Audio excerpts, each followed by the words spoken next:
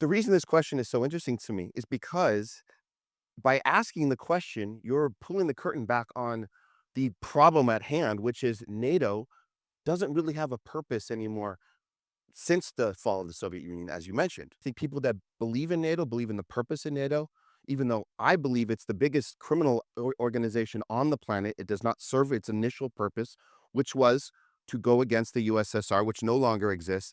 And that's why this question, by being asked, really kind of pulls the curtain back on why we should actually be talking about whether NATO should be existing at all, let alone having elections for each other's neighboring countries. Okay. So that's interesting that you think that because NATO, I think now that the Soviet Union is collapsed, a lot of people said there's no point to have it. But NATO now keeps each other's countries kind of accountable to hold up democratic values. And I don't necessarily would consider it terrorist because you have to blame the countries that are invading other countries. You can't blame the countries that are defending their allies from the invading countries.